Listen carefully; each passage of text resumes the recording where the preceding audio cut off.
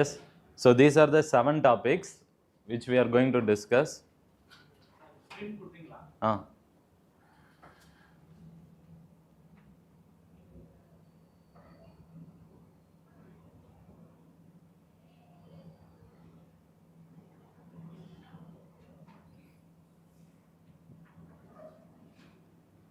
Yes, today we will discuss these 7 topics. Just note it down.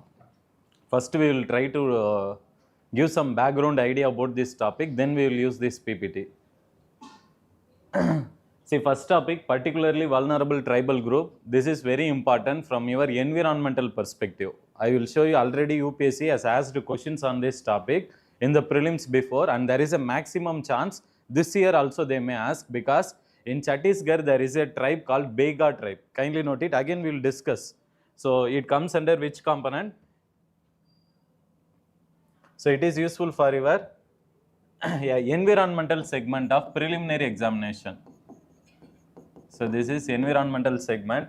And remote EVM, that is remote electronic voting machine. This is a concept last year Election Commission of India has proposed, and now some survey has been done, and in the last 2 days back some reports have came related to how these migrant workers who are working in the country, if they are given this remote voting machine, whether they will have trust in our machine. Is it clear? That is something we already have some issues related to electronic voting machine. So with the addition of this EVM, what impact it will have, whether it will increase the voter turnaround, because in the last elections we had around 67% roughly voter turnaround for the Lok Sabha elections. Now we are planning to increase them with this concept. So this is going to be very much important for your polity segment and as well as for your GS paper 2 of mains.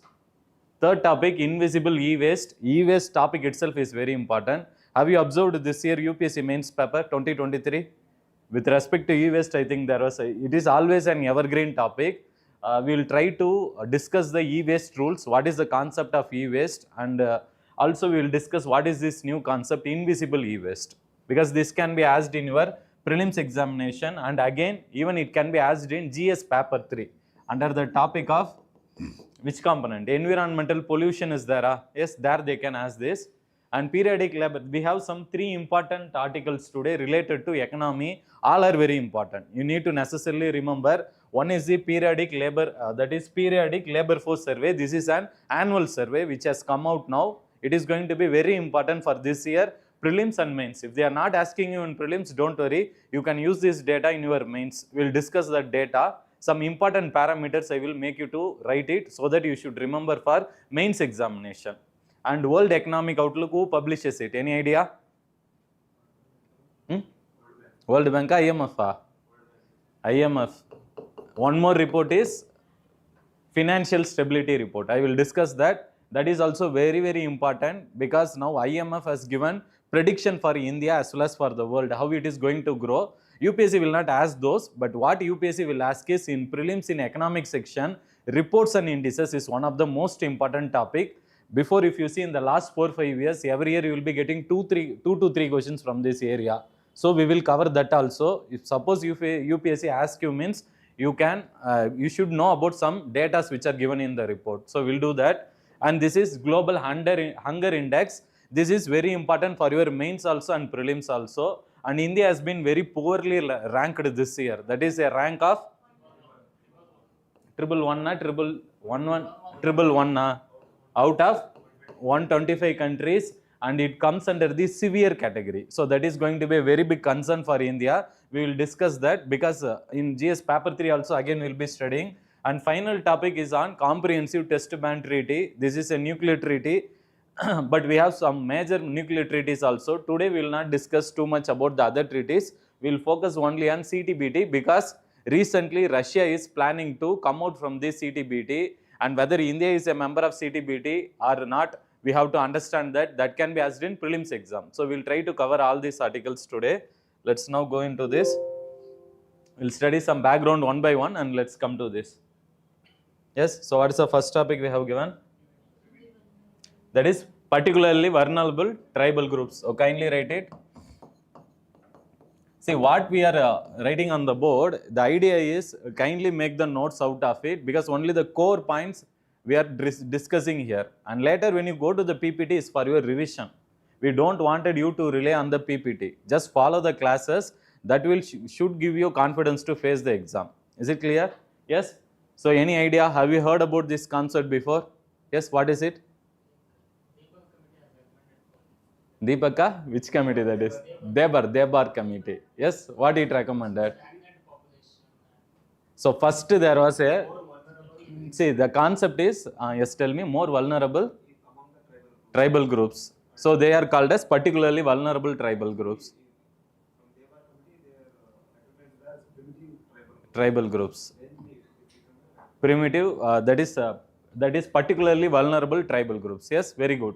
So now first what we have to remember is, in India, first till 1973, that is in 1973, first time we appointed Debar committee. Kindly write it, very, very important.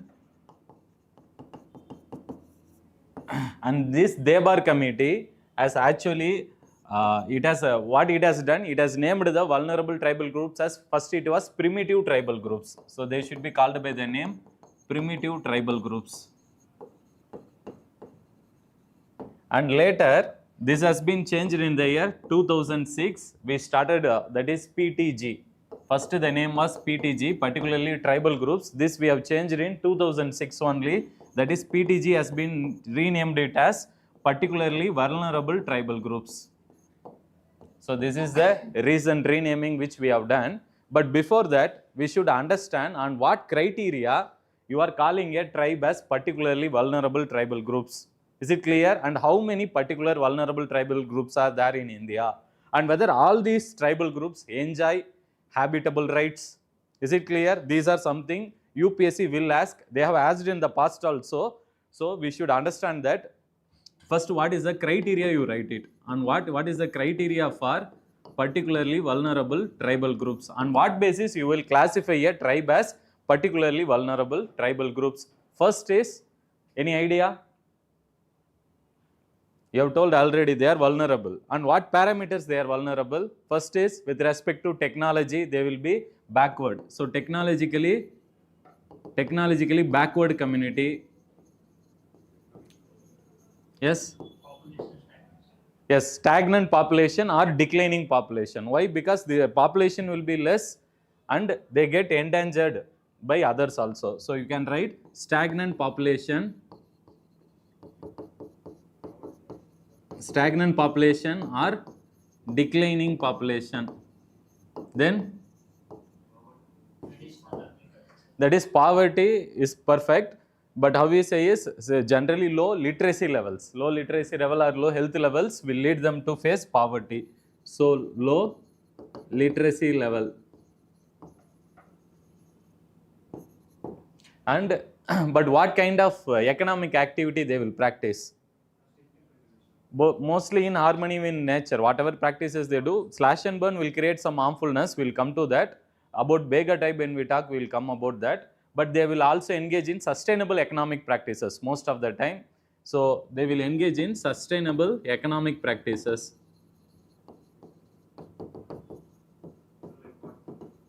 Sustainable means not they will not use more fertilizers, pesticides like that. So they will do practices in harmony with nature.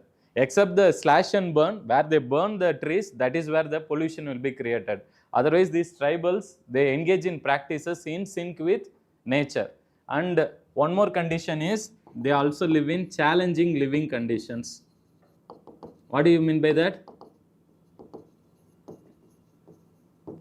Because they are living inside the forest, so they face the threat of the nature often.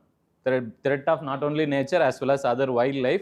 So it is a very challenging living condition. On these parameters only, we classify a tribe as particularly vulnerable tribal group. Before we were naming them as primitive tribal group. Is it clear? Yes.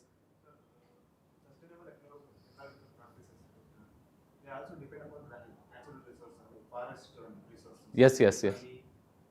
We consider that as a sustainable economic practice. Yes. That is what is sustainable economic practice. They will not do anything where they engage in manufacturing activity and pollute the environment.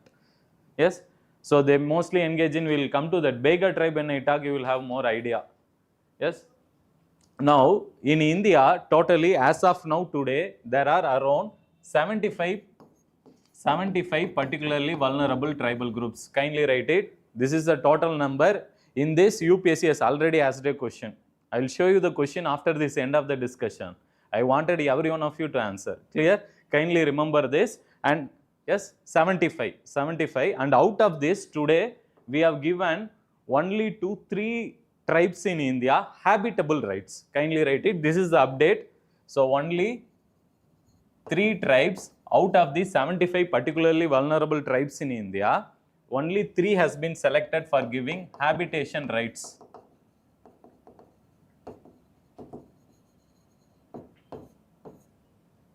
Yes? Now the question is, who are those tribes? Is it or not? Only 3? Obviously, you need to remember, UPSC will surely ask you. Is it or not? Yes? So, write it. 3 tribes are, first tribe is in Madhya Pradesh, that is Bharia tribe. And then we have in Chhattisgarh, Kawar tribe. And then the recent one is Beiga tribe. Kindly write it.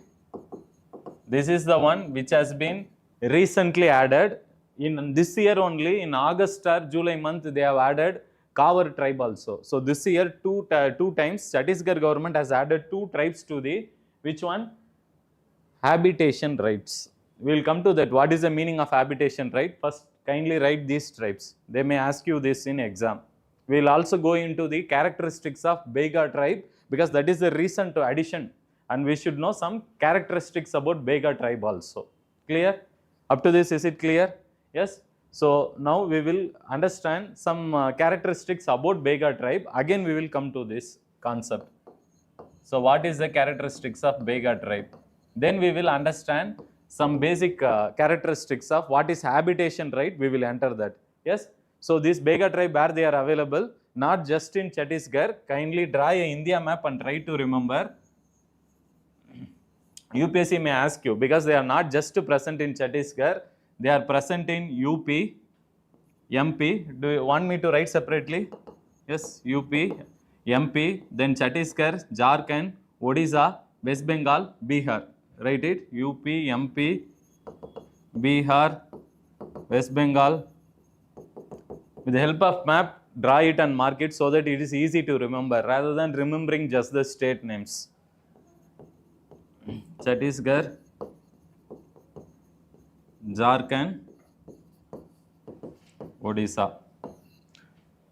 So these are the states where this Beiga tribe has been distributed, but this habitation rights has been now currently given in the state of Chhattisgarh.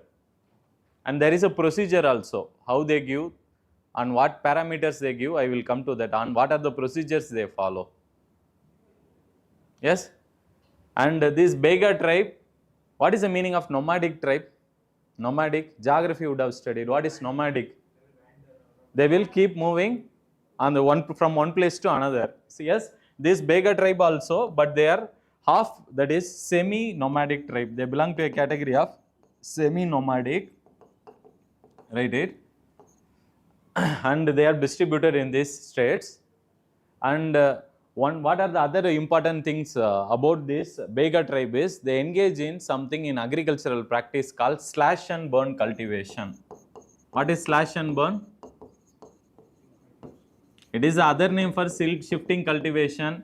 What is another name? Zoom cultivation. All are another names. In India, we call them as shifting cultivation. Other countries call them by different names. Remember? Yes, kindly remember that in certificate physical geography, GC Liang, they would have given you.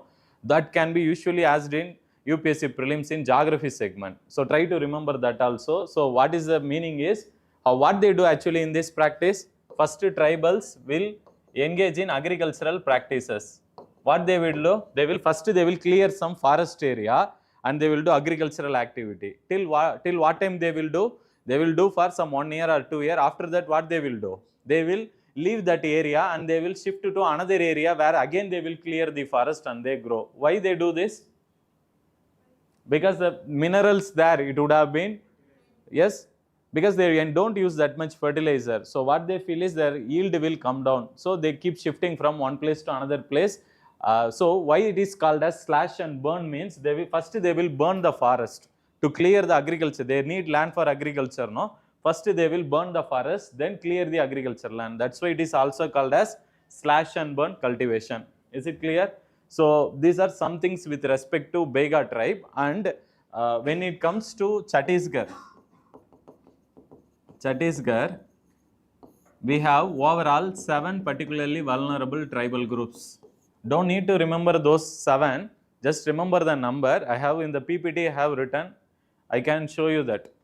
But UPSC will ask only those 3 tribes which has been now recently given habitation rights. Let's now try to understand something about what is the meaning of habitation rights.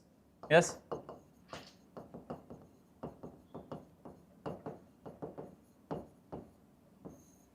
First thing what you should understand is habitation means what? Habitat means what? In environment you would have studied. What is habitat? It is a residing place. Yes, living place. Yes. Now, where tribals reside generally? Forest areas. Now, we are planning to, so those who are living for so many generations, we wanted to give them ownership rights to the tribals. Is it clear? So, to do that, we actually give these rights only to the endangered tribes of India, not to all the tribes. We are giving this majorly to the particularly vulnerable groups. In that only selectively we are giving now only to 3.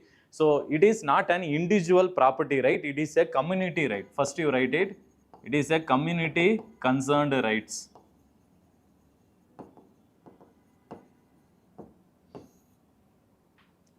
Community concerned rights.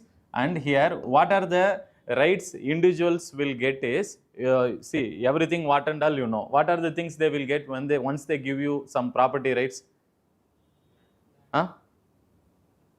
Land you will get it. In that land, what are the things will be protected? Once an individual, a tribe is given the benefit of habitation rights, that individual will get the land. Through that, what are the activities will be promoted or what will be protected?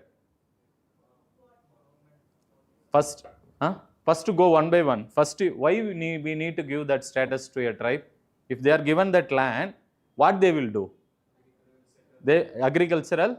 They are doing something. They are collecting from forest. What they are collecting? See, one more thing I missed here is the Begas. They actually mostly engage in doing minor forest produce collection. Minor forest produce collection. That is, they generally collect bamboos. This is very important. Kindly do it. Mark it up, because they will collect it and they will sell to the outside market and they will engage in handicraft products also. Yes. So this is one useful minor forest produce. So now what is the important thing they will get? They will be given protection over their economic and livelihood opportunities. Is it or not? Livelihood is also protected.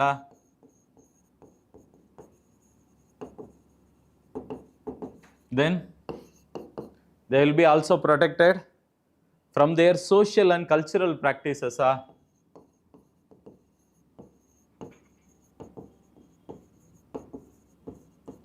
Why social and cultural practices? Can you tell me? See, tribals, they have their unique customs. Yes, they worship nature generally. Yes, nature worship is more common, and they have their customs, rituals, festivals, and their mode of pattern, everything. Even they have something called sacred groves. Have you heard? In an environment you would have studied. What is that? It is something worshipping the nature. You consider that as God. Is it or not? So this kind of cultural practices, if you want to preserve, means tribals have to be, if they need to be present there, if you remove them from their places, you relocate them, it is not just they lose the land, they will lose their cultural and which one? Social practices which they are doing inside the forest. Is it clear? So to preserve that, which one? Habitation rights is very essential. Then what are the other things you can say about tribals? Why, when we give habitation rights to the tribals, what benefit they will get? Just think. Economic opportunity they will surely get. Social cultural practices will be preserved. Health and education will improve. That is so that is social, their social what to say practices, and along with that their education, health okay, health will improve, you said. How? By being in that same place, Provide electricity. yes, because see, one more thing I will come, tribals also face lot of malnutrition problem. We'll come to that. They have this problem with respect to health, but in living in harmony with nature, and so they will not be endangered of their food security. That is what we should talk about. That is about food security. Yes. So apart from this, we will also protect their traditional, that is, one is traditional practices. What are the traditional practices they have? That is same customs, rituals, those things, and even their intellectual knowledge. What is intellectual knowledge? That is their knowledge about, yes, especially about the benefits of the plants, animals which are located inside the forest. They know the medicinal values of the plants and which can be used. So that intellectual knowledge about the ecology or about the biodiversity, that will be protected once you give the habitation rights to the any tribes. Yes. Any other thing? It will also promote natural and cultural heritage. So cultural practices already we have written. Natural or cultural heritage. Natural means what?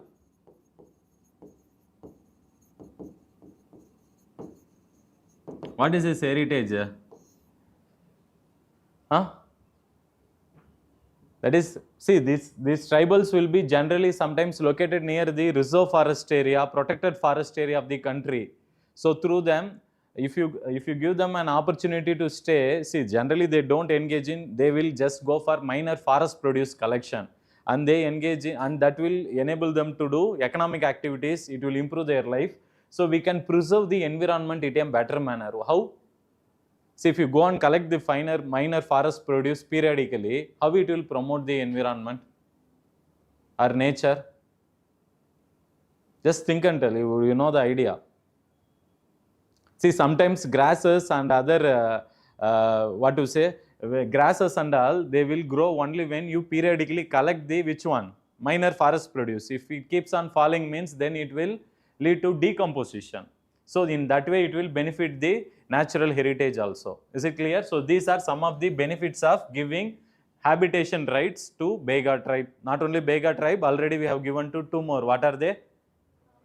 Baria and Kavar. Kindly try to remember, no other go. However, code, what are the three? Baria, BKB, something, BKB, however you want to remember, or KB square, BBK, Big Boss, BBK, Big Boss ka, Big Boss Kannada va. However you want to remember, but don't forget it. In the exam, again, if they confuse you with one more B means, UPSC is nowadays evolving in the prelims examination. We have to be very careful and smart. Examiner is closely following you. That is a problem. Now, after giving this, the importance, after understanding the importance of providing habitation rights to Bega tribe, now what is the procedure? How do you do this? Is it or not? That is something we need to understand. So, habitation rights are generally, this is actually for this, the procedure for giving this habitation rights has been given in 2014 only by the Ministry of Tribal Affairs.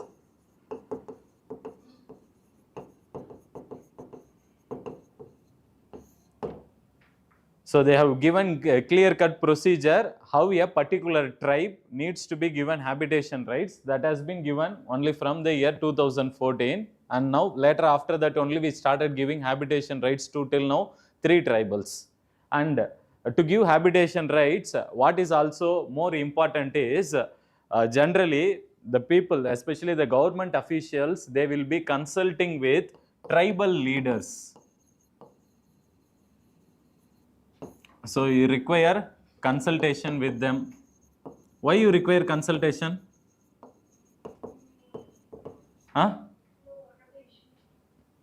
To know the issues, whether they are suffering from vulnerability or not. Yes.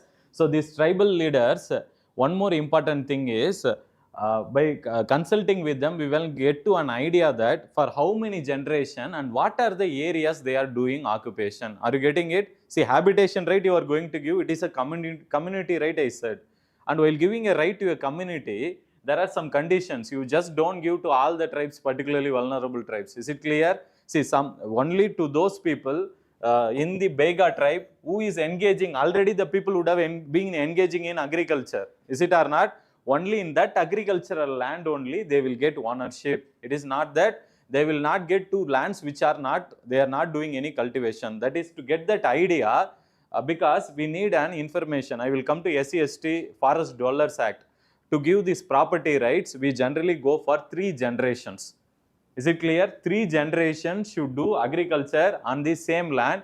Only those tribals will be given this habitation rights, that is a community rights. And to get an idea, because government officials will not have idea, is it or not, how much land they are doing cultivation. For that, verbally we will go and talk to a senior tribal leader to get an idea whether which are the area they were doing engaging in cultivation for 3 generations. So for that, this consultation is very much required. Then that is, so why we require consultation? It is to get the extent of habitation rights. Next, final, third most important thing is now the government departments. See here, there are various government departments, they need to work together. Can you give some idea? Who and all will come for property? Huh? Forest department should come. Revenue department, yes. Then tribal department, yes. Then state governments needs to be consulted, yes. So all these people needs to be consulted, and that is going to be very much important here. So these are the procedures they will follow while going for giving habitation rights to a tribe. Yes. Now we will discuss one more important concept under this, because these tribes has been given the basic property rights based upon one more they have is, that is SC and ST Other Forest Dwellers Act. Other Forest Dwellers Act.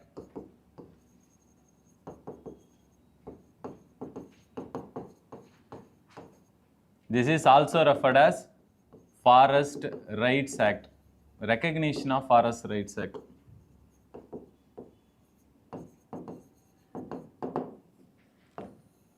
So here only the detailed procedure, an additional procedure has been given how the tribals needs to be given these property rights. Is it clear? Here what they say is, as I said already, they have fixed a date, that is December 13, 2005. This is the deadline date. So before this date, 3 generations they should, of the tribal people should engage in agricultural activity in that land. Only to those tribals we will give property rights. Is it clear? Habitation rights. Now one more thing is, see this SC/ST forest dwellers, it is for both individual plus community rights. It talks about both, but habitation right is only community oriented right. Now, so what we do, first criteria we will check whether 3 generations they are doing. Okay, fine. Now we get to an idea that 3 generations this tribe is doing agriculture, and you need to give property rights to them. Now how much land will you give? Shall we give full land, whatever they are cultivating? So they have fixed a maximum cap. The maximum cap will be, they will be given a maximum of 4 hectares only. Kindly write it. This is the cap limit, they have fixed it under the SC/ST Forest Dwellers Act. So one is December 13 is the date. So before this, 3 previous generations, they should engage in cultivation. That is first condition, and if they do that, then maximum they can get up to a 4 hectares of land. That is a property rights will be given. And who are the person who will initiate this means, that is, see, to initiate this application for getting the property rights, it should come from Gram Sabha. Kindly write it, very, very important. Gram Sabha is the one who will initiate the procedure for which one? Individual and community property rights. So individual plus community property rights. Gram Sabha means it is a assembly of all the people who are having the right to vote, that is above 18 years of age, all who take part in the meeting, that is referred as Gram Sabha. It's an assembly of people. So there only we have to initiate the procedure for this, giving the habitation rights to the people. Is it clear? Other people cannot initiate. And then it goes to the tribal department, and tribal department will look into the rules, and then they will go and discuss, the government officials will go and have a consultation with the forest tribal people to know the extent of the agricultural land they are engaging in agriculture, and maximum they will give 4 hectares of land to them. Is it clear? So these are some of the benefits or some of the ways in which we give property rights to the tribal people. Now, what are the benefits or significance of this? Again, same only. What is the significance of providing habitation rights to tribal people? Tell me. Same. What are the benefits they are getting? We have discussed already that only. Tell me, what is? First one is their livelihood will be protected. Economic and livelihood will be protected.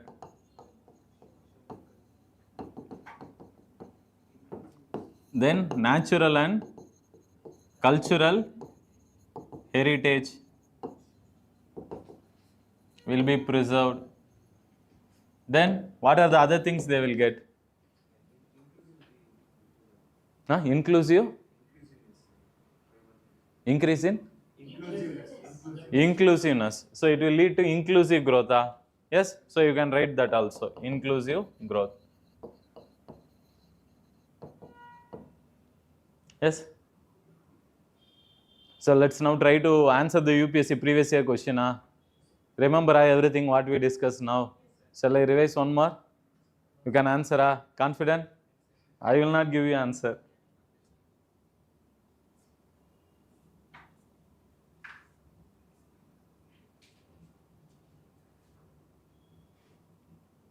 Yes? Answer this. Which year? 4 years back, 2019.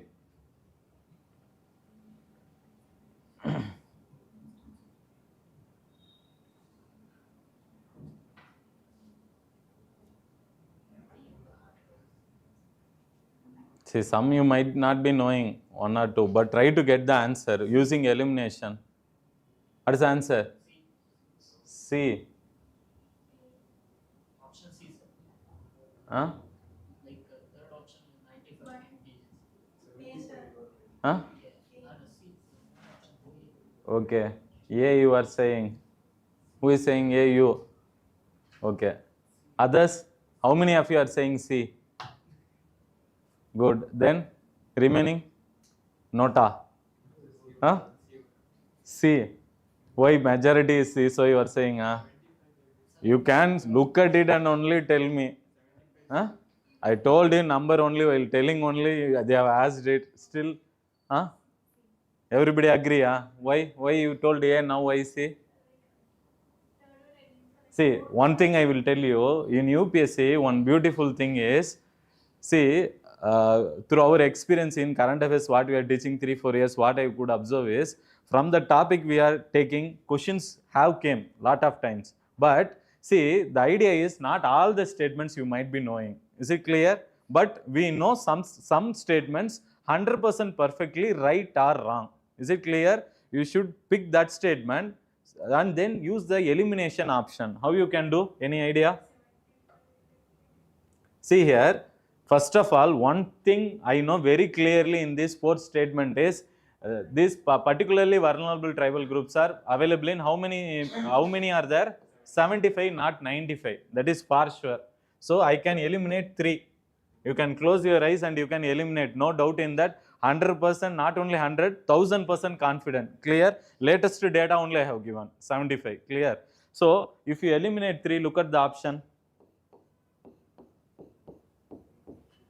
Did I use any other thing? Any other? This is what is called as smart work. Clear? See, it is not that always you know all the 4 statements and end up getting and solving the question. That will not happen. You have to be very smart. What is the thing is, you have to believe. See, whatever you read, everybody cannot read all the issues in current affairs. But what you can do, you can pick up the important issues which are in limelight, and whatever you know, stand by that. What you know very less also, be 100% confident. If you are able to do that, you can get the answer by this technique. Are you understanding how we eliminated this? See, there are even first statement also we have not given. First statement is also correct. Write it. Where they are available? They are available almost in 18 states and 1 union territory. Write that also. So this we know. This we have already given particularly. And the fourth one is also just add to the list. We know some 75 particularly vulnerable tribal group. No need to remember all 75. Then why, sir? They asked about Irula. Where is Irulars are from? Tamil Nadu, Pondicherry. This tribe is, they will engage in this this snake catching, these people, Irular people. And Kondas, Konda Reddys. Now, what is the thing is, why they asked this question is, because that year 2019 only they have given, it was actually added to that list and it came in newspaper to the particularly vulnerable tribal group. Are you understanding? UPSC will not ask without any reasons. So don't go and do, sir, 75 are there, how to remember 75 particularly vulnerable tribal group? Never ever do that. Is it clear? Yes. Now let's go to the second one. What is the second topic? Second topic, remote electronic voting machine.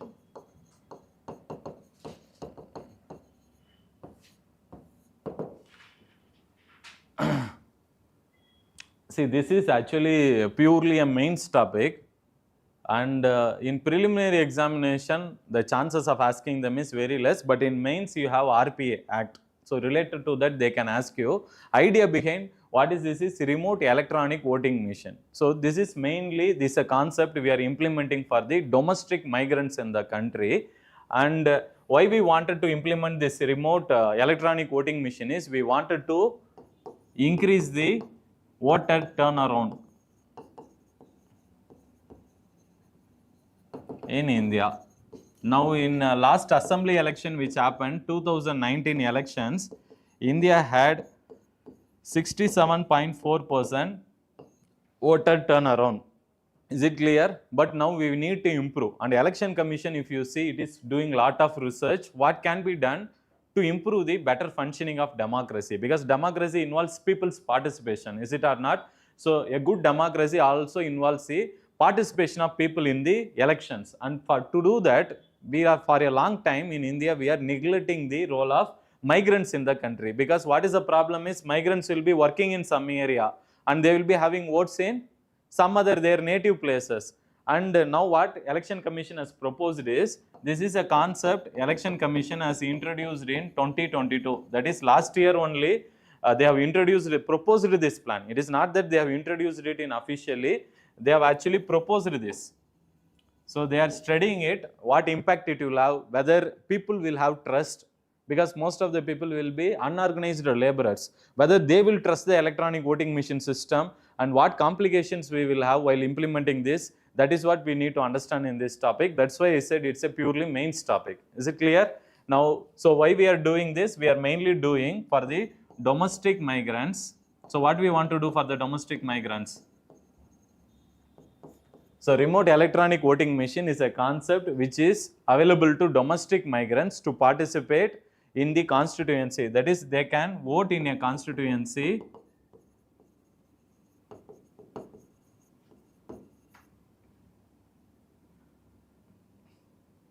away from their home constituency. What is the meaning?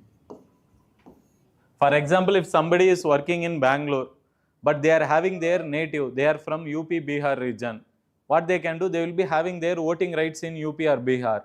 But to participate in Lok Sabha elections, now what they can do, if they implement this concept, means they can vote in Bengaluru only. That's a concept, as simple as that. And how do we do that? That is what we need to understand. Clear? Yes?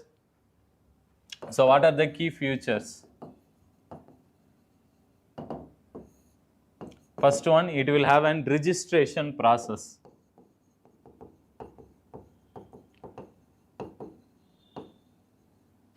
And then it will have remote electronic voting machines.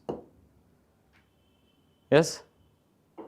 So it will first people need to register. I will come to that one by one. I will explain it. Then they can participate it. And second, there is also multi-constituency, multiple constituency system. So write it. I will explain one by one. First step is registration process. So to participate in which one? Remote electronic voting machine, the migrant laborers, they need to register. So that registration can be done in two ways. One is an online process, another is offline. So they can do this first. And second, what they have to do is, they have to go to the place where their name is available in the electoral roll, and there will be a returning officer over there. And they need to register their names with the returning officer, that they have to inform them that they want to vote in the different constituency away from the their home or native constituency. So during the registration process only, this will be made very clear. Second step, then what they will do, they will implement a, which one? Electronic voting machine. Now it will be available in their place where they are working now, currently where they are residing. Now their name will be, they will be given an option to register in that. After doing the registration, now they can participate it. And one more third important criteria is, see, suppose for example, suppose in Bangalore, people are coming from UP region. For example, let's take. Now, somebody is coming from Bihar. Is it clear? Now, for all these people, see, they wanted to vote in Bengaluru means, now what we can do is, we can create a single polling station. Single polling station, but this polling station or polling booth will have multiple constituencies. You don't need to create one polling booth for people from UP, people from Bihar. So what we have planned is, up to a 72 constituency maximum can be actually included under this concept. 72 can be represented in a single polling booth. Why we do that?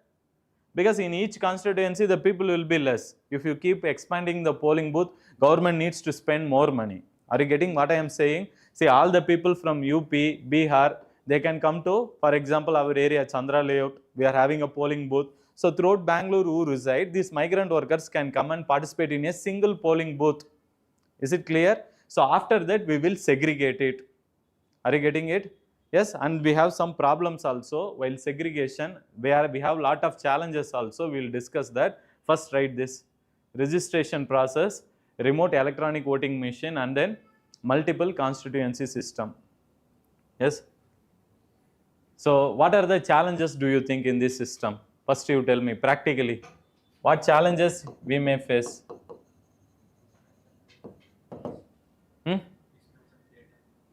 Mismatch of?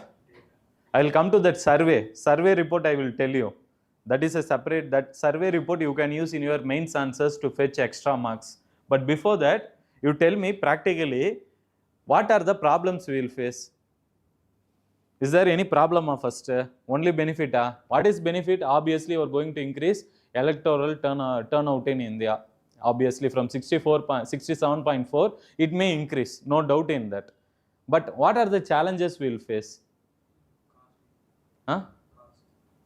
What cost? Election cost will increase or decrease? So I will come to that. We will say basically there are legal challenges, and then logistical challenges, then we have administrative challenges.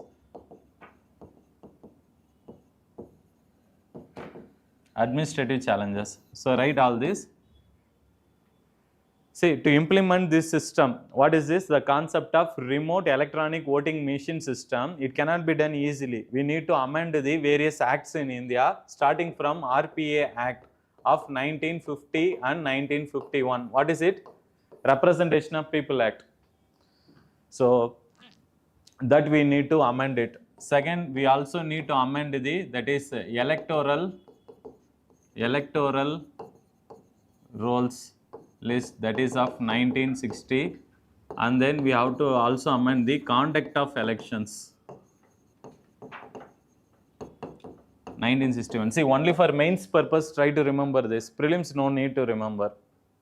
Prelims, if they want to ask you, they will ask you the challenges or that is defects in this system, that can be given in the options. Yes, and what is the logistical challenge? What is the logistical challenge? Think and tell me. Logistics means what? Transportation. See, now the problem is, see, people from UP, Bihar coming and voting in Bangalore is not a concern. Now, see, for example, see, in this one point I have missed it. In the key feature, we also have something called as constituency scanner card, that is scanned copy of constitution card.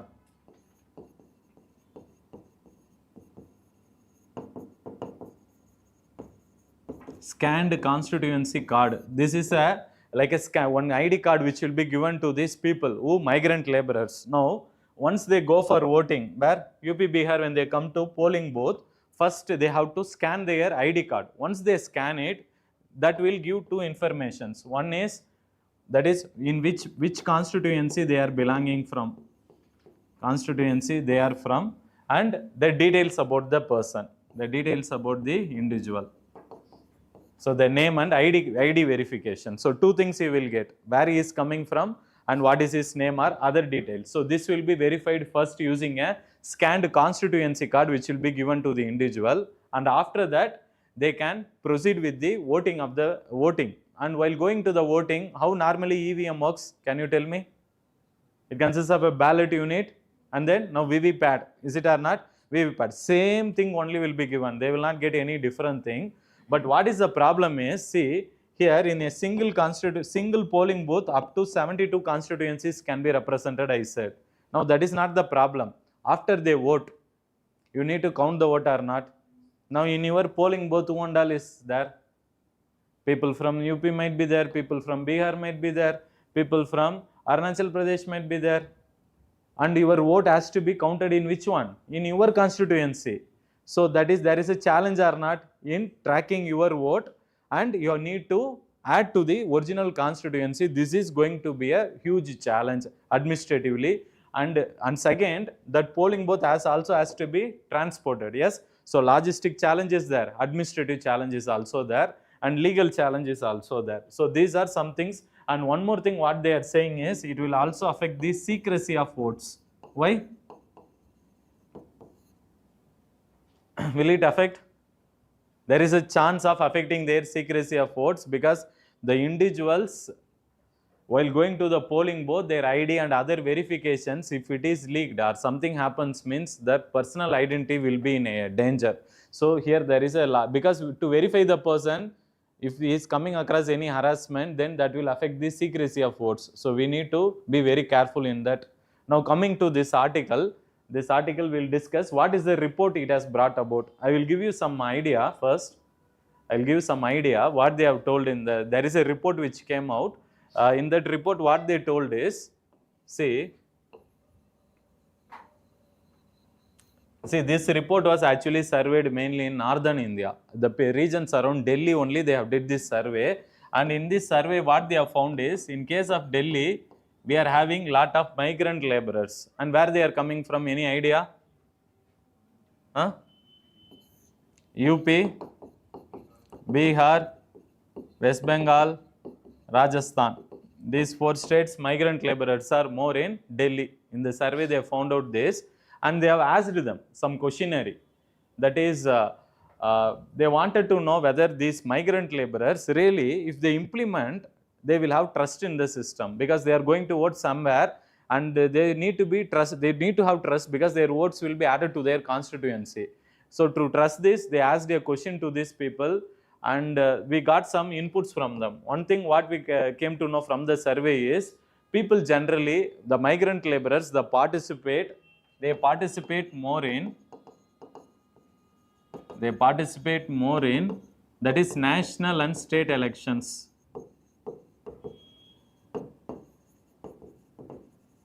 Then which one? What are the other elections which are there? That is local elections. Local panchayat elections are municipal.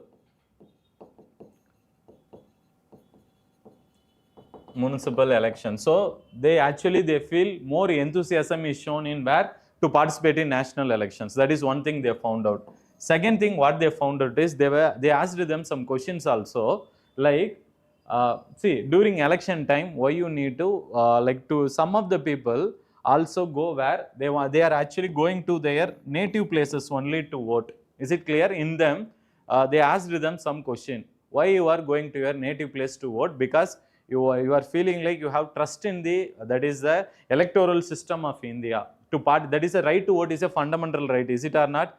Fundamental right means what? It's not fundamental right, it is a constitutional right or legal right.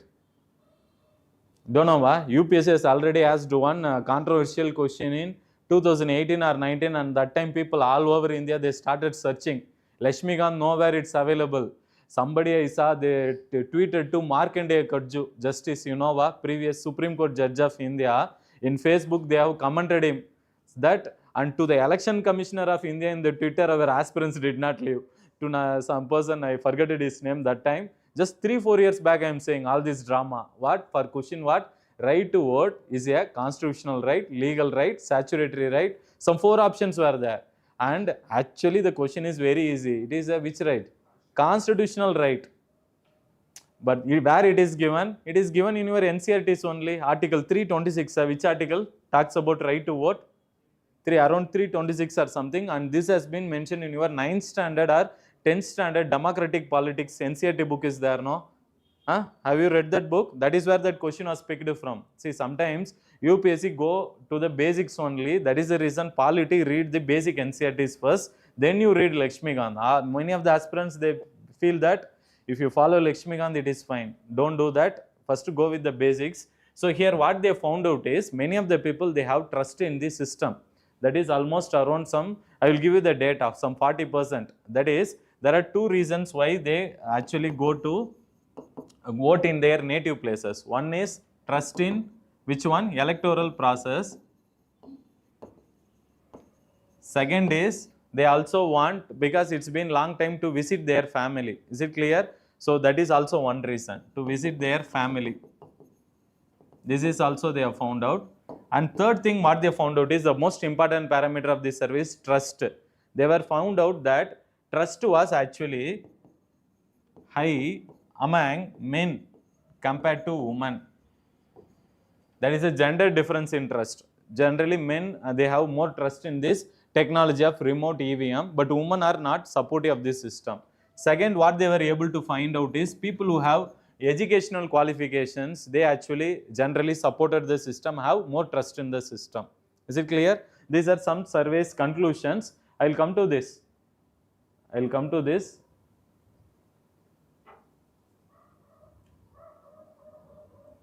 That is electronic voting machine. This is the concept we are discussing. Yes. So when it was done? 20. They have not given 2022. The proposal has been done. And so what is the concept of remote EVM? To the people who are staying away from their home constituency, they can also participate it in their place where they are working. Yes. So what is the key features? That is multiple constituencies, 72 we have discussed. Remote polling system, registration can be online and offline. In addition to that, finally the process will have which one? That ID card, that is called as constituency card. Yes, remember this can be scanned to get information about the constituency and candidate's name, that is list, and then they can participate it. And what are the countries? This is very important, kindly write it, I missed this. What are the countries which are currently practicing this remote EVM is the most surprising fact is Pakistan. Pakistan has implemented this remote EVM, but what is more important is to protect the democracy. Yes, not in the name of implementing the electoral rules. Organs of government only is not proper in Pakistan. Yes. So remaining all are European countries, majoritarily. Estonia, where is Estonia? Near Russia, va? Yes, it is a part of Europe or Asia, va? Europe, agree? Yes, you have atlas, Baltic Sea. That is Estonia, Latvia, Lithuania. You have 3 countries down one by one. Europe, France, you know. Where is Panama? Huh? American is correct. North America, South America, Central America. Central America. Clear? Atlas you should take.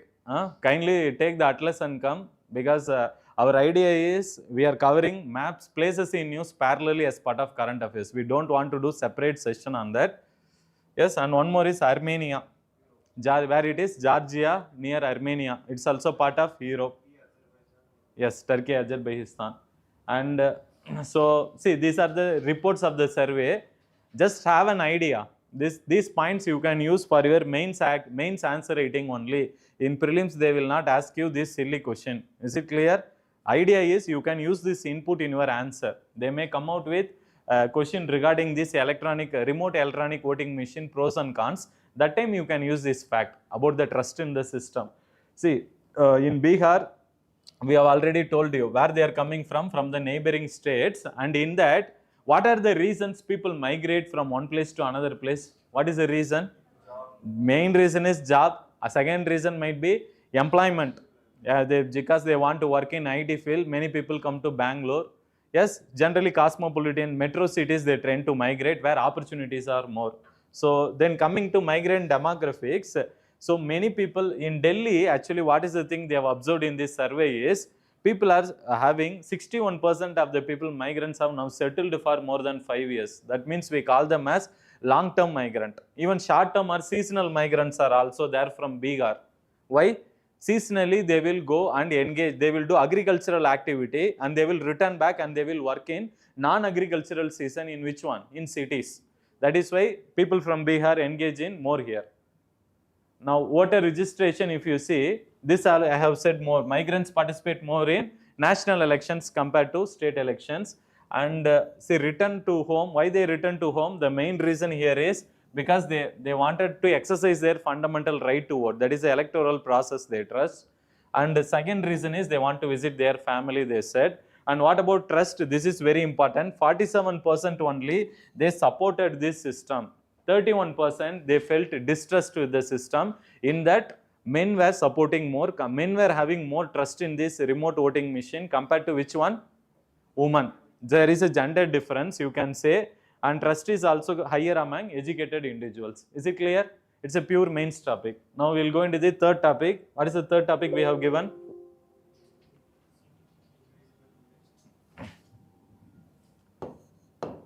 Invisible e-waste.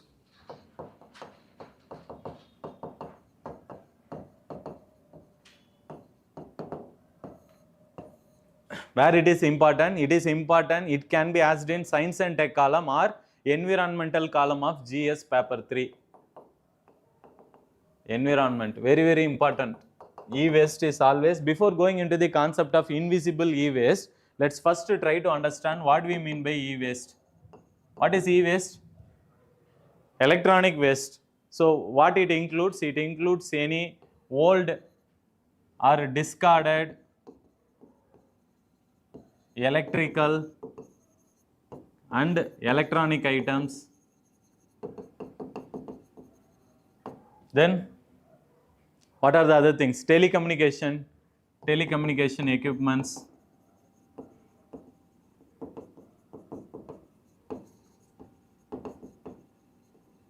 are out of life, are items which are out of life or expiry. We have used more, their lifetime is over. All these products are, all these electronic and electrical items which we have used and discarded them, those are called as e-waste. Is it clear? Now, see, this e-waste as a concept, to manage this in India, we have started regulating this e-waste only from the year 2011. Kindly write it. That is e-waste, that is management, e-waste, management and handling rules. This was implemented, this was actually rules which was done in 2010, but we started implementing in 2011.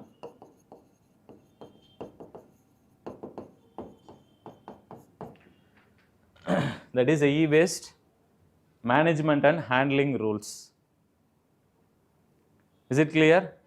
So when we implemented for the first time, what we have done is we have introduced a concept called as, that is, extended producer responsibility. Have you heard about this concept before?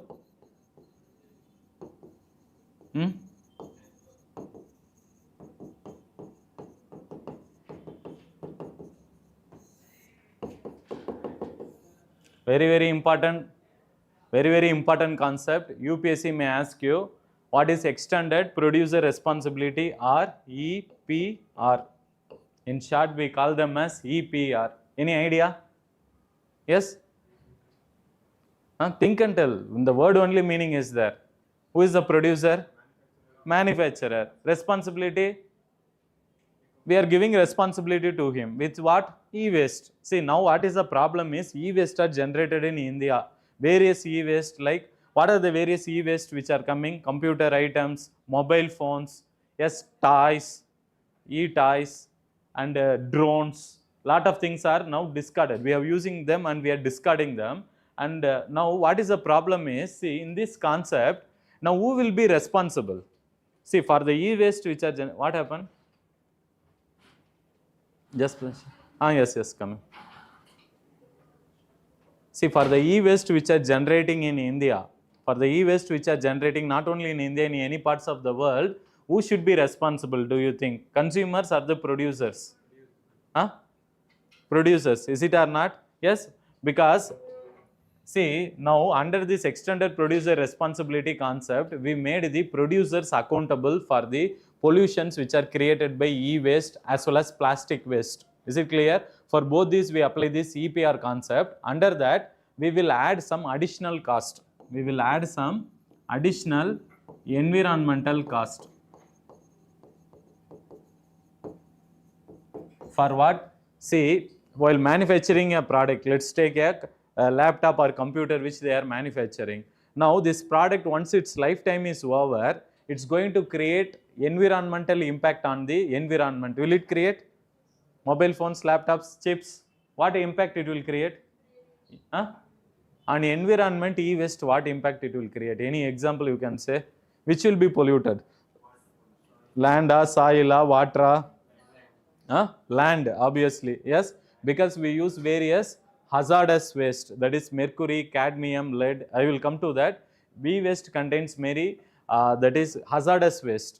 So those hazardous waste, if it is released to the environment, what will happen? The soil will get, soil pollution may happen because of waste like mercury, lead, yes, and then cadmium.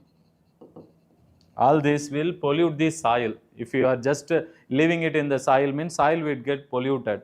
So now, under this extended producer responsibility, the government, what it is trying to promote among the manufacturers, who are the manufacturers of electronic items or plastic items also, this concept is extended. Just remember that. Now, what we are telling them is, while manufacturing the product only, you come out with sound environmental friendly products.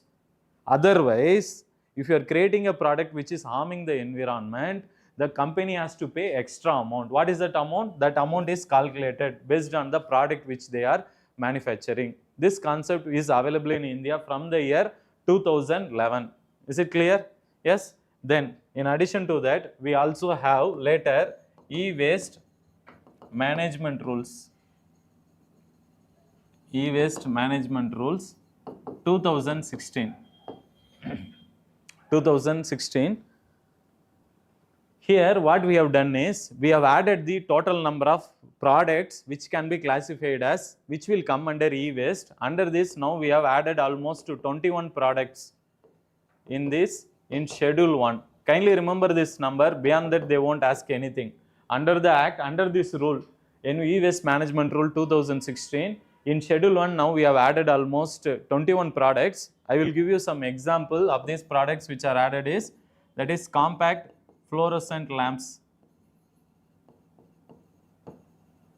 Compact fluorescent lamps, and then we have mercury lamps. All these are example of these 21 products which we have added to the list now. In which rules? In e-waste management rule 2016. Kindly remember all this. UPSC will ask you in one statement about this rule. Is it clear? High chance, because this is their favorite zone. In environment, international organizations, animal species, and these pollution related rules, and what are the gases, how they are produced, like especially greenhouse gases, carbon dioxide, methane, their characteristics they used to ask more. Yes. Now, in the next one is, we also came out with last year again we came out with e-waste management rules 2022. This is very important.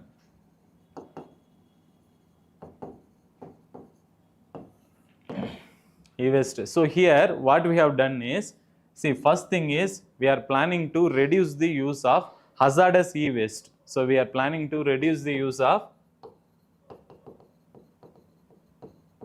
hazardous e-waste. Where? In electrical and electronic items. What are the hazardous waste? Can you tell me? Just now I said, while affecting the soil, mercury, lead, cadmium. Now see, while manufacturing this chip itself, now the companies are forced to think for alternative other than mercury, cadmium, lead. Why? Let's just push it. It's so tight, huh?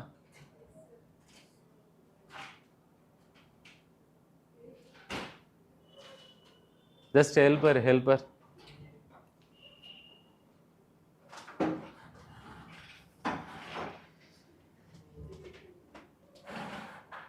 Fine. Yes.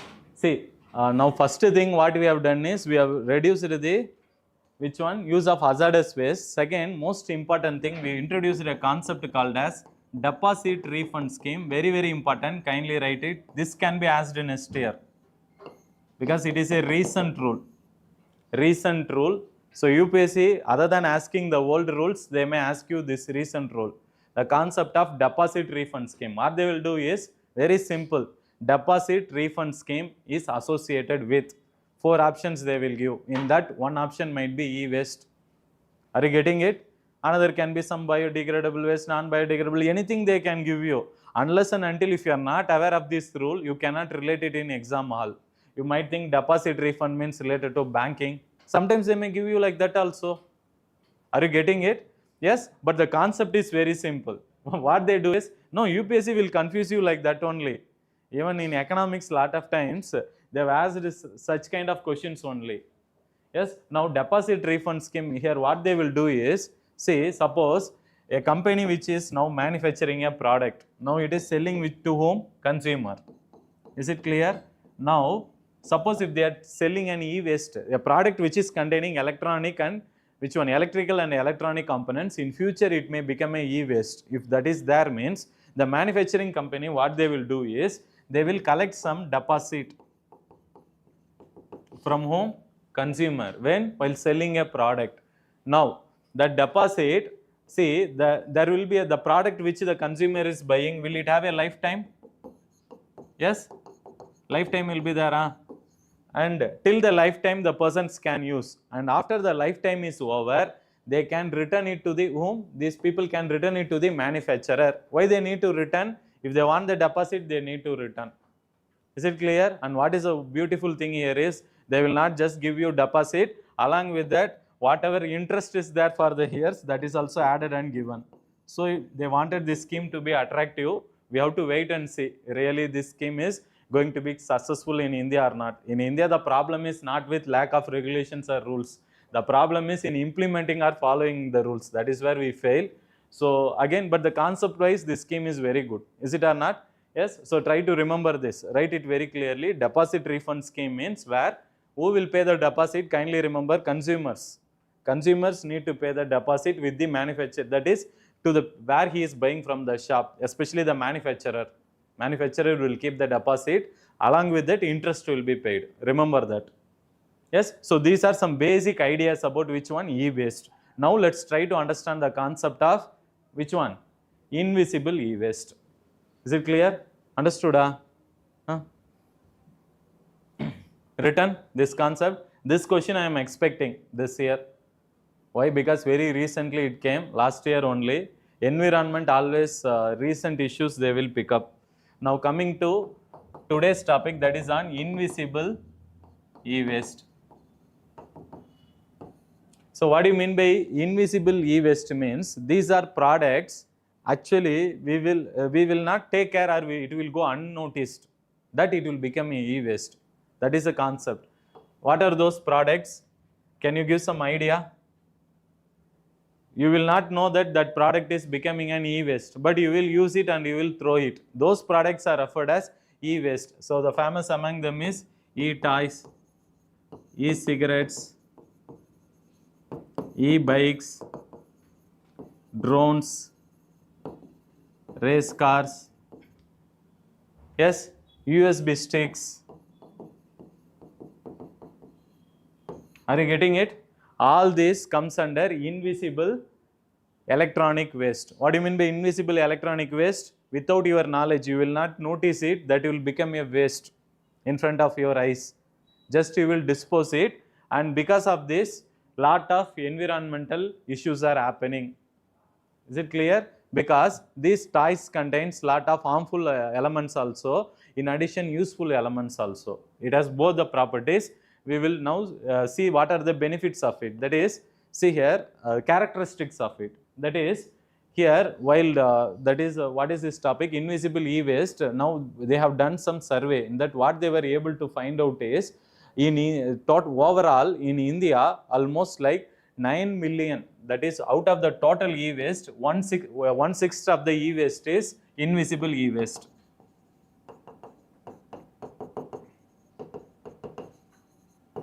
And this comes around 9 billion kgs. 9 billion kgs. This much invisible waste is actually available in India. That is, of the total e-waste, 1/6 is invisible e-waste. Is it clear? And in this invisible e-waste, which is the dominant component, means almost like 35% belongs to e-toys category. What is e-toys? It includes race car, drones, race car sets, drones. All this will come under e-bikes. Yes, so all this will come under e-toys, and this e-toys is the invisible electronic waste generated in India. Majority of them are generated from e-toys. Is it clear? Yes, and second, what is the other thing which we need to understand is, with respect to e-waste is, as I already said, it contains harmful chemicals. What are they? Nickel, cadmium, mercury, lead. So all this will lead to soil pollution. And one more thing is, this e-waste will also contain useful valuable items. Can you tell me anything? Valuable items which can be available in e-waste, in chips when they make, some important valuable items will also be present. Yes, lithium, okay. Then more than lithium, still one more costly item is there, gold. They will use gold, iron, copper. See, these all are valuable items, and we can make some money out of it. What they are saying is, this in India, these valuable items, if you could calculate in case of e-waste, it comes around roughly $9.5 billion. This much value is there. Yes. So, and one more thing, what they are saying is, this invisible e-waste also contains, see, that is what, we should not think always waste as a waste. Yes, some useful thing is there which we should identify and make use of that. Especially what they are saying is, more than this valuable economic effect you leave it, they are saying that it is having a very big strategic impact. What is the strategic impact is, strategic benefit is, this e-waste also contains many important elements, many important minor earth minerals which can be used in important defense equipment manufacturing, satellite manufacturing. Are you getting it? We can reuse those materials which are present, because India is now importing lot of minor earth minerals, you know what? Yes, rare earth minerals which we are importing, that can also be collected from this e-waste, and it can be used in like manufacturing strategic important areas like space, defense, rockets. So there missiles, there it is very highly useful. So not only that it is going to create a negative impact on affecting the environment, but useful components are there which should be collected. And what is more important in e-waste is we have to concentrate on which one? E-toys. Is it clear?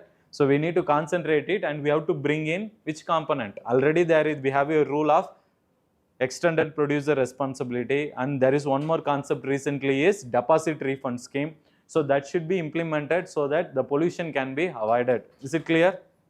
Yes. Now we'll go to the next topic. What's the next topic we have given?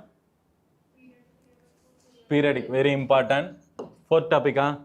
Yes. Now three important. Again, in economics class, we will not cover separately. When I will taking only economic class, I said this. Current affairs component, well, let's cover along with current affairs classes. So the most important, I already morning batch, I work from morning batch, evening, huh?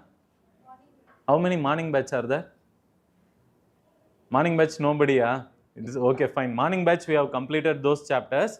That is concept of periodic labor force survey. Write it, we will again understand it. Periodic labor force survey, very, very important. Because this survey, it is actually now recently published. It is an annual survey. Annual survey.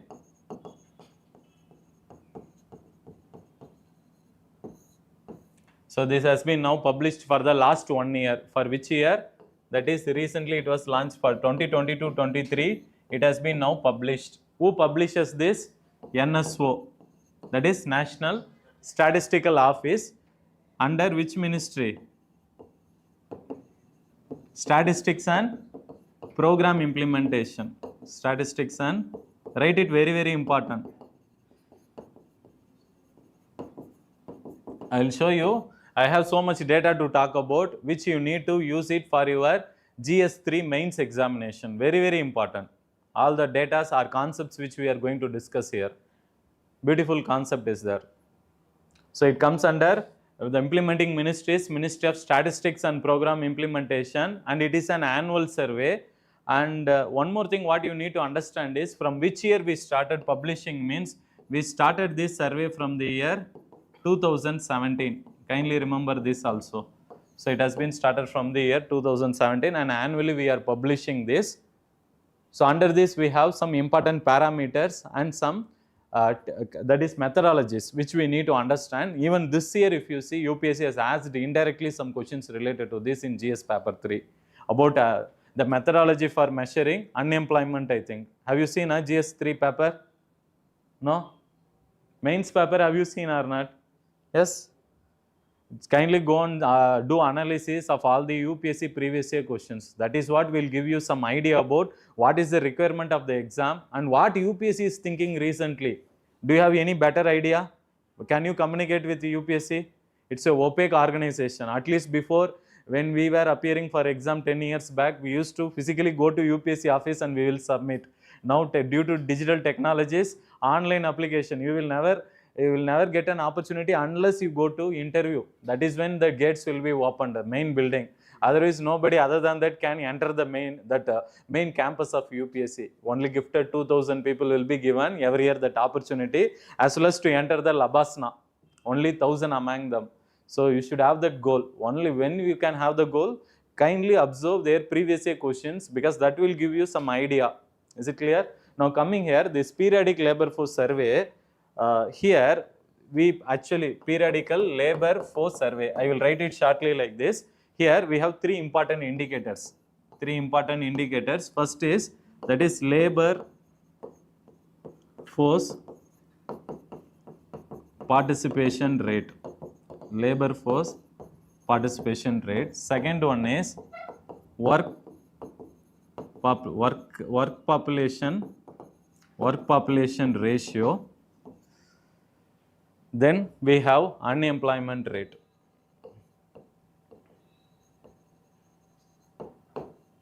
Very important concept in economics, actually very easy. If you understand it, it's easy. If you don't understand it, if you want to memorize this without understanding, it will always look something Greek and Latin to you. What is labor force participation? First write this. I will explain each of this and methodology related to this also. We have usual status and weekly status data related to this. Yes, written. Let's try to understand this, then we have data. We'll do some analysis, not just you need to just remember the data. Let's try to get some inference from the data. First is labor force participation rate. What do you mean by labor force participation rate? The name only meaning is there. Huh? Number of labor who are forcefully participating in ratio. Huh?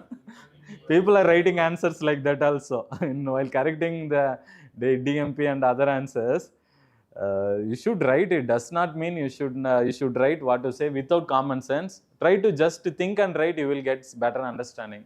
See, all the people who are aged 15 years and above, that is up to 59, above that it is senior citizens, less than 14 is children, so they will come under child labor, so let's not include them. But we have some contradictions in child labor. In various laws they say from 14 to 18, and juvenile concept later we will take separate that issue. That is a separate issue, we will talk about it. Now here labor force participation state means all people above 15 to 59 years who are actually, see, he can be employed or unemployed. Kindly understand, he can be employed person or unemployed person. Only criteria is whether he is looking for work. Is it clear? Those persons we will calculate under labor force participation rate. So, but they will be looking for work. Looking for or willing to work. That should be there. There are people who are, our aspirants, many of them are unwilling to work. Is it or not? Is it willing to work? No, unwilling. We are studying. Is it or not? So we cannot participate in the, which one? Labor participation rate. So we will not be calculated under that. Yes. So this is labor force participation. Now what is work population ratio? That is that out of the total population of India, how many are actually working? How many are working or workers? So this is very easy indicator. So out of the total population, how many are actually working? Then unemployment rate. What is unemployment is here, out of the total labor force participation rate, how many are actually unemployed? Are you getting it? What I am saying? See, this is the total number of people. What is labor force participation rate? It includes both employed as well as unemployed. Not in that population, how many are actually unemployed means it will indicate unemployment ratio. Why we did not put population here in denominator? We would have put it no. Out of the total population, how many are unemployed? We can say them unemployed in India, no. Why we are putting labor force participation? Very good. Below 15, children and all, we should not include. Senior citizens, we should not include. Is it clear? For that purpose, among the people who are looking for work, how many are actually unemployed? So this will tell you the actual status of unemployment. If you put total population means what? You will include children, senior citizens also. Are you getting it? So we don't want to include them. We want to see the active people who are actually looking to work. And in that, how many are actually unemployed? That talks about unemployment rate. Kindly understand these three concepts, very important. Everybody understood? Yes? Now, one more thing under this we have is, now for the periodical labor force survey, we use two concepts. One is called as usual status. Another is called current weekly status. Usual status and current weekly status. What is the meaning is simple. We will be going and surveying. We will ask a questionnaire to the people. What questionnaire we will ask is, see, under usual status for the last 365 days. For the last 365 days, what is your economic activity you are doing? Are you understanding? So that condition where we take a reference period. What is the reference period? 1 year. That is 365 days. So in the reference period, what is the economic activity you are doing? So we will collect that information. That is referred as usual status. Then what is current weekly status? Here we will give the reference period of which how many days? Weekly means what? Last 7 days. Last 7 days, we will ask them at least half an hour you should have worked per day. Yes, so we will try to ask them those reference period also. In the last 1 week, what is the economic activity you are doing? Last 1 year, what activity you are doing? Based on that, we will try to calculate that is unemployment rate, and then what are the other things? Labor force participation rate, work population ratio. Is it clear? And one more thing is there under this. Any doubt? Another thing is there based on activity level. Activity level. We classify into 2 categories. One is called principal activity.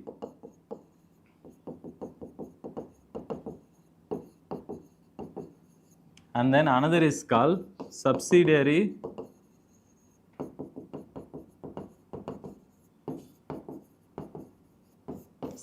activity status. Very simple. See, now you are doing the survey, I said. While interacting with the people, we will be asking them 2 questions. That is, reference period will be 2. One is 365, another is 7 days. Is it clear? And we will be doing this in rural area as well as in urban area. And we will be doing with group of males as well as with group of females. Is it clear? Because we need to compare whether labor force participation among women is increasing in India, among men is increasing, or what is happening. That idea should be collected while asking the question. Now, under the usual status, in the last 365 days, last 365 days means what? Usual status or weekly status? Usual status. Why you are thinking 365 means 1 year only? No. Yes. So in the last 1 year, what is your predominant economic activity? Are you getting it? For example, in the last 1 year, some people in villages, they would have done agricultural work for how many months? In agricultural season, 6 months they would have worked, 6 months they would have been sitting. Is it clear? That is what kind of unemployment? Seasonal unemployment. Clear? Now, so we will ask them what is your primary activity in the last 1 year, and that will be collected, and that is referred as which one? Principal activity status. So that is the primary economic activity. Now, coming here in subsidiary activity, what we will ask is same thing. We will give you a reference for last 1 year, that is 365 days. That means usual or weekly? Usual. Why you are again anything? Yes. So subsidiary means what? Now what we will do is, see, last 1 year you are working. You have done one work. Now some people might have done extra work. Is it or not? See, for example, somebody from, let's take Kumbalgodu. Yes, Kumbalgodu, everybody know? Don't know. Sorry, think something near Mandya or else at least, or Chanpatna. On the way to Mysore, I am telling, somewhere from that, or some people, a farmer is residing. Now, for last 1 year, his main activity was agriculture. When monsoon time, now rain is over. Now, in the non-seasonal period, non-monsoon period, he is coming to, let's say, Bengaluru, and he is working for some 2 months here, and then he is returning. Now, if you go and ask such person, last 365 days, what you did means, for some 6 months I did agricultural activities, sir, and 2 months I did, which one? Industrial activity. I worked as a laborer in an industry, contract laborer. Is it clear? Now, that activity is referred as subsidiary economic activity, but there is a condition that subsidiary economic activity they should do for minimum 30 days. That is 1 month. They should do that. Then only you can classify. If you are working less than 30 days means you cannot classify that as subsidiary economic activity. Is it clear? Concept wise, this is the thing.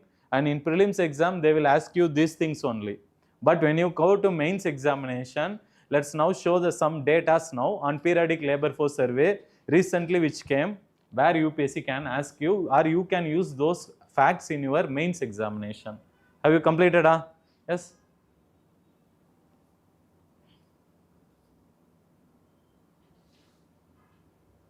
Yes. So, what is the recent survey which came? Time period is from July 2022 to, kindly write this. That is annual survey, I said no. Annual survey means 1 year data. 1 year data is from July month to June month. Last year July 2022 to now June 2023. So till that time this report was, so who publishes it? Which ministry? Statistics and Program Implementation. Don't forget it. Now just focus this. Is it visible till last row? Not visible. Huh? Okay. Huh? Zoom. Let me zoom. Okay. Huh? See, now just I want you to comment. Now I told you all the meanings. Is it clear? Just observe here. See, what is this? Labor force participation. Labor force participation, here what they are saying is, see, there are two diagrams. One is, first is on usual status, second is on weekly status. I will show you two tabular column. First one is usual status. Here, what is the total labor force participation in India? 49 point? That may be previous. I think it's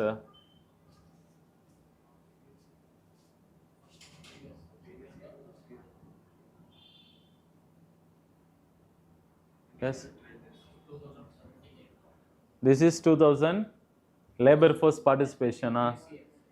This is this year. First is First one is base 2017.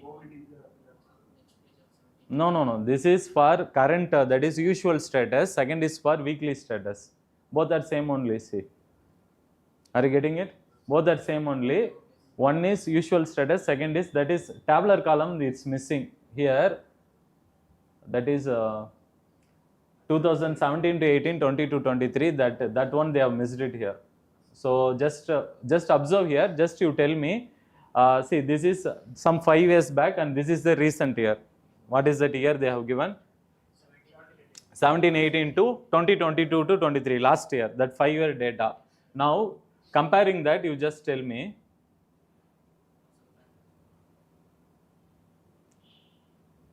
Yes. Before. Now you tell me, first one, labor force participation rate. What is the meaning? What is the meaning of labor force participation rate? Age between 15 to 50. 15 years above. People might be here employed as well as unemployed. Only thing is they are looking for work or not. You will get an idea. See, the total number of people who are actually looking for work, it includes both employed and unemployed in India. In the 5 years back, that is in 2017, is nearly 50%, 49.8. But today it is how much? 50. That is around roughly some 8%. 8% there is an increase. Is it clear? Why? What would have been the reason? Yes? Good education. Before, good education was not there. There might be increasing employment opportunities. Yes? That could be the reason. And labor force participation, now second inference. See, compare the rural areas and urban area. Where the increase is more, tell me. Where the participation is more? Rural, the increase is 10%. But in urban there is a marginal increase. That means what? What is the meaning? More number of people are getting education where in villages, and they actually looking for work now. Is it clear? Some of them are actually employed, some of them are unemployed, but they are looking for work, and that has increased more in where? Not in cities, but in rural areas. Kindly remember this. And if you see the male and female, where the increase is more? Male or female?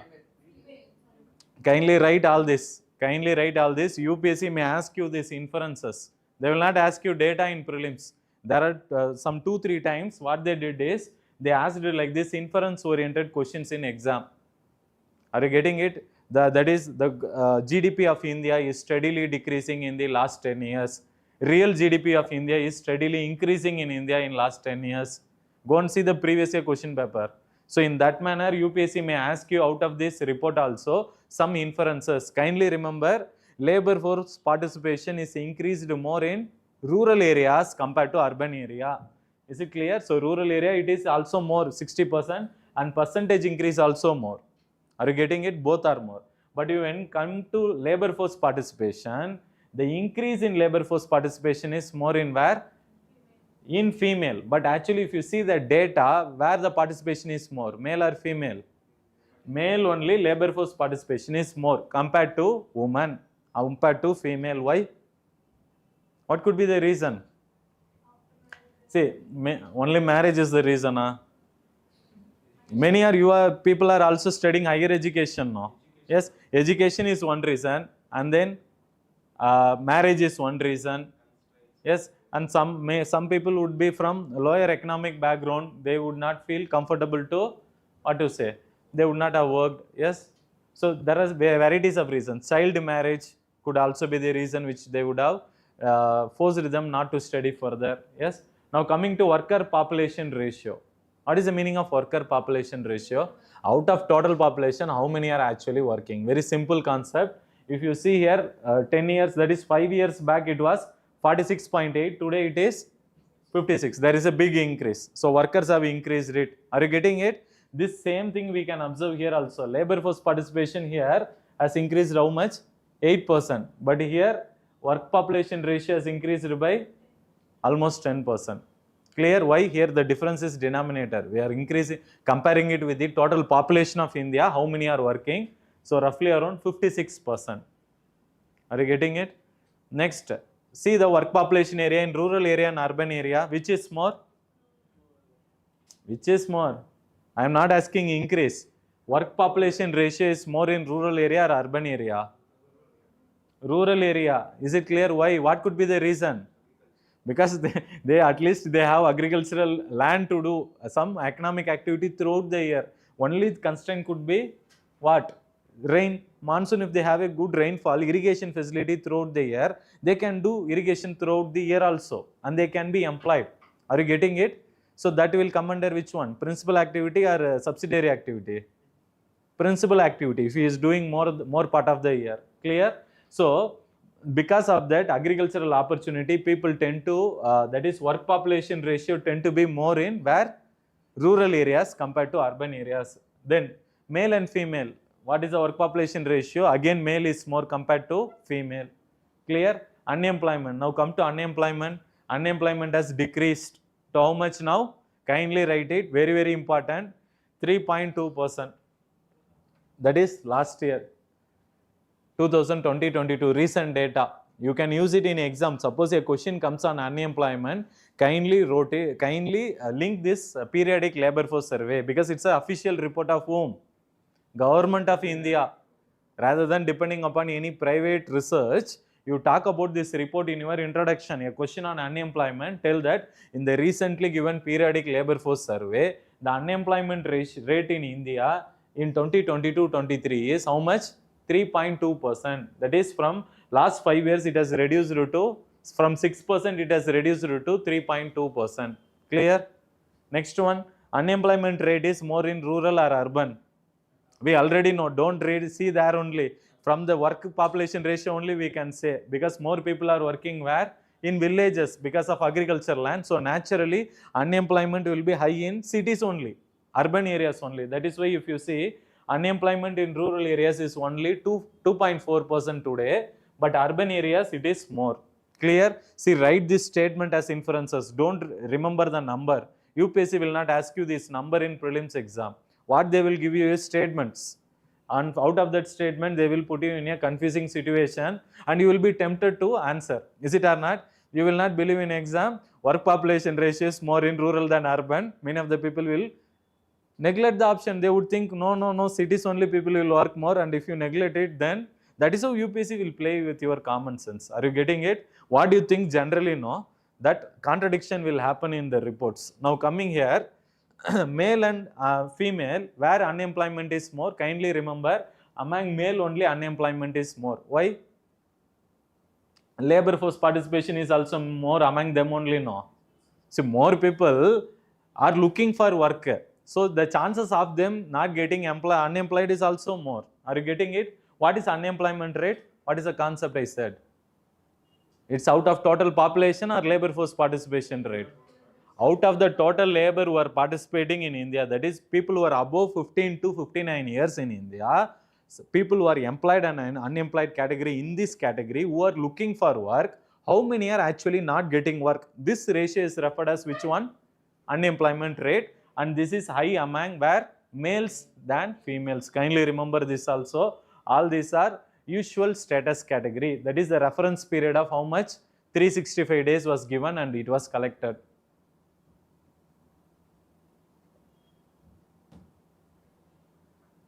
Second one is weekly status. Here again the trend is same. So labor force participation in rural areas is more than urban areas. In weekly, again the same parameters. Any difference you just tell me. So labor force participation, we know male was more there also, in there also, and workforce participation where it was more rural areas, again same. Unemployment was more in urban area, rural area, urban area. Only difference comes in here. In case of unemployment rate is almost same for male and female in case of weekly status. Clear? Remaining everything is same. So don't try to remember these numbers. UPSC at any cost they will not ask you. Only thing, unemployment rate you can remember, especially not the weekly status, annual status, that is usual status, which you can use for mains answer writing. Clear? GS paper 3. Yes, now let's go to the next concept. Yes, you understood what is periodic labor force survey, at what interval it is published, 1 year it's published, Ministry of Statistics and Program Implementation implement this, and from when it was started, 2017, kindly remember that. Next one, next topic, World Economic Outlook 2023. Kindly write it, very important in for UPSC prelims. For prelims it is very important, especially for your economics column. It's a very important topic. All the reports which we are discussing today are very important. That is World Economic Outlook. First, before going into this is published by IMF. IMF is one of the Bretton Woods twins. Who is the other one? World Bank. World Bank and IMF are referred as Bretton Woods twins because they were established as a result of Bretton Woods Conference in 1945. Yes. So now IMF, it publishes two important reports. One is, that is Global Financial Stability Report. Global Financial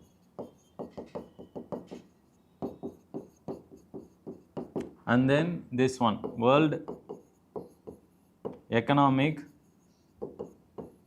Outlook. Only thing is, this World Economic Outlook is actually published in a year twice. That is in the months of April and October. Don't remember the months, they will not ask you those months, but what they will ask you is, this report is published twice in a year. How you say? Biannually, yeah? By twice a year. How you say within a year twice the reports are published means what is the term? Biennial only, na? 2 years once, go and check it. Is it clear? But remember what is the meaning is, in 1 year this report will be published 2 times. Which one? World Economic Outlook. Are you getting it? Which one? Biannually, doubt? Semi-annually, Semi-annually is the correct word. 2 times the report is published. How you want to remember it. I have told you the concept. Clear? Now coming here, see what they have predicted. This World Economic Outlook is, they have predicted the global GDP. Is it clear? What is the global growth? World economy will grow how much? That is something. And second, they have also predicted about how much China is going to grow in the coming year, how much world economy is going to grow, how much India is going to grow. Are you getting it? And that is what is very important. And not only they have just predicted the economic growth of the countries, they have also predicted what are the challenges which countries may face in the coming years. Biannually only. Yes, we are right only. Not semi-annually. Clear? Semi means 6 no. It is like published in, not in 6 months only time interval, but it is published 2 times a year. Yes, biannually. Now coming here, some important outcomes of the global economic outlook I will say, then we'll go to the report and we will discuss it. First thing is, what they have told is global or world economy. World economy will grow 3% in 2023. Clear? What is the growth rate? This World Economic Outlook has predicted is world economy will grow 3%. See, only few important things remember from this, not everything. You can remember world economy, how much it grows, and Indian economy, how much they have predicted. Apart from that, you just have an idea, it's enough. Don't try to memorize the numbers. Clear? First thing, a global economy, they have predicted it will grow by 3% in this year, and next year, what they are saying is it will grow by 2.9% in 2024. This is one thing. Second thing, they also predicted the growth of China. What they are saying is China will grow. Last year, if you see, China has grown only 3%. Is it clear? China is going through a lot of, which one? Economic problem. Do you know that? What problem is going on? No? No economic current affairs issues you are not following or reading. There is exactly. It is a housing crisis, but actually it is banking collapse is happening. Not only in US, also Silicon Valley Bank. Have you seen? This year continuously, see, our newspapers are not reporting it periodically. It does not mean UPSC examiner will be blind to that. See, UPSC examiner will not just rely on Hindu newspaper as you believe. Hindu newspaper, 80%, 75% questions will be picked. But they also refer newspapers like Indian Express, Economic Times. There also they will pick some issues, and there they cover more on this global economic problem. China is going through series of bank crisis also. There is a collapse of concept called as shadow bank, where without proper regulation, the bank started lending huge, and many of the companies are there sitting in debt problem. USA also there is a huge banking collapse which is happening. So this coming year, UPSC in prelims exam may ask you questions more on global economy, monetary policies, or banking chapter in particular. Is it clear? So you need to concentrate more there. Application aspect can be asked, but when it comes to China, they have predicted China will grow 5% in 2023. So this year they are predicted to grow 5%. And coming to India, last year China has grown only, remember that also, China has grown 3% only in 2022 last year. And what about India? Any idea? Less than that, more than that? Yes, how much? 6.3, almost near you said. Don't need to remember the number, clear? Just have an idea that Indian economy was predicted to grow better than global economic growth, or better than China's growth. Is it clear? I will come to that. I will come to this, comparing Indian and Chinese economy. So 6.3% in this year, and next year also same. Next year also Indian economy will grow same. And if you see World Bank also have predicted same number. Just write it here in bracket. World Bank also predicted same 6.3% only India will grow. But our RBI have predicted India will grow how much? 6.5%. Little near to this, not that much.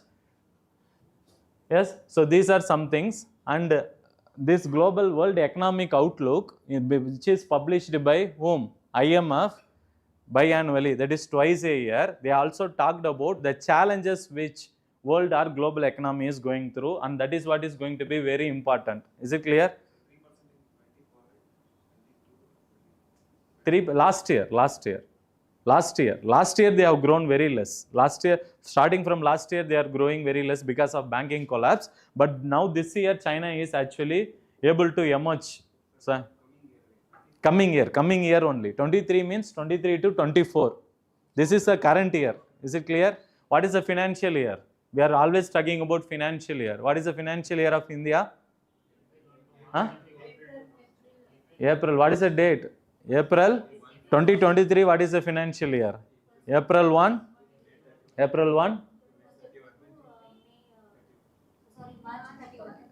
Correctly you tell me. Year also. April 1, 2022 or 2023? I am asking about financial year of 2023. Very good. Clear, everyone? Yes? So that in that time period only, we are telling that India will grow by 6.3%. Yes? Whenever we say, we talk about financial year only in economics.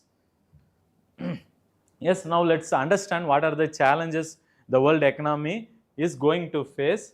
Yes, any idea? You yourself can say, not that IMF only has predicted. You can also observe what are the challenges world economy is going through. First is, now the recent one, Israel-Palestine conflict, but this report came bit early. they have not actually the research of the report did not included the which one, Israel-Palestinian conflict. Otherwise, that would have came into the picture first. But actually, what they are telling is Russia-Ukraine war. That is one challenge. Why challenge? What is happening in Russia and Ukraine? How it is disturbing world economy? Wheat. Yes, correct only. Tell me. Related to that, some initiative I discussed in class. Black Sea Grain Initiative. Very good. At least you are remembering name now. Yes. Go and revise it. See, it's been now 1 month over from that issue you have taken. Kindly go and revise it. We will try to do some at the end of the day before this year exam, prelims exam. Let's try to have some fast revision of all the current affairs issues. But what I wanted is every week kindly see, we are taking only the most important issues. That is almost like 7 to 10 issues we are picking. Maximum of 15 only we are planning to cover. What it means is you should go and revise it and come. Is it clear? In 1 month you will be getting at least like some 25-30 issues from our side, and that is more than enough. So for 1 year we will be getting how much? How many? 1 month I am giving you 25 issues. Let's take in 1 year how much you will get at 10 months? 250 issues are more than enough. Are you getting it? That is more than enough. And in this 250, if you could remember at least 50-60% properly to exam all, and remaining at least to have conceptual clarity, you can answer 85% of the current affairs questions. That is how many questions they generally ask? 30 to 35 questions. Is it clear? Out of 30 to 35, if you read newspapers and have sound clarity over the concepts, then you can get a maximum of 20 to 25 questions correct. Nobody can get 30 to 35 questions and all. Leave that, because UPSC, they have widened the sources now. Is it clear? Yes. Now coming here, what are the other challenges? Russia-Ukraine war is one. Second, climatic change. See what is happening in Russia and Ukraine. See, war is happening. Because of that, Ukraine is considered to be the wheat bowl of the world. Is it clear? Wheat bowl. It is blessed with good, that is a black soil, I think. Black soil. Yes, it supports a lot of wheat. So now because of the war, they are unable to export it to other part of the countries, and the supply chain has been disturbed. Is it clear? What happens when supply chain is disturbed? People who want to import wheat, before they were getting a cheap import from which one? Ukraine. Now the supply is restricted. See, price will increase or decrease now. Yes? So there are two things here, demand, supply. Supply, what happened? Supply reduced. Why? Because of disruptions which happened in the war. Ukraine is now unable to supply to other countries. Which one? Wheat. Is it clear? Russia is unable to export which one? Oil and gas. Is it clear? So because of that, supply gets affected, but demand is the same. So prices keeps on rising, and that is affecting the international global economics. So what they are saying is, that is global inflation. Global inflation in 2024, next year, it is predicted to be around 5.8%. That is going to be very huge. In India, what is the limit of inflation? As per Monetary Policy Committee, inflation, which inflation we are targeting? WPA or CPI? NCERT class I did not tell you. I told you, I remember. CPI, right? In CPI we have 3 categories. What are they? Sir, up to CPI you ask, sir. After that, don't ask me, sir. 3 or 4? 4 categories actually. CPI only consists of 4 categories. You know that? Agricultural laborers, rural laborers, industrial workers, urban non-manual employees. Clear? In that, the first 3 are published by whom? Labor Bureau under Ministry of Labor, and the final one is like under Ministry of Urban Employment. Is it clear? Kindly try to remember. Again, in economic class, evening batch students, don't worry, it will be covered. But try to understand that what we are telling is, in case of India, RBI is planning to keep the inflation in a range of 4% plus or minus 2. Remember, we said in NCERT classes also. So what is the upper limit of this inflation? 6%. What is the lower limit? 2%. So this is a level in India we are planning to achieve, but there might be problem in coming year. Is it or not? Yes, why? See, because of inflation, our real GDP of India. Now I am saying that inflation may increase in this year in India also, because global inflation only they have predicted it will increase. Now what I am asking you is, because of increase in inflation, the real GDP of India will increase or decrease? I am saying in India also inflation may increase. Because of that, what will happen to real GDP? Will it increase or decrease? Basics.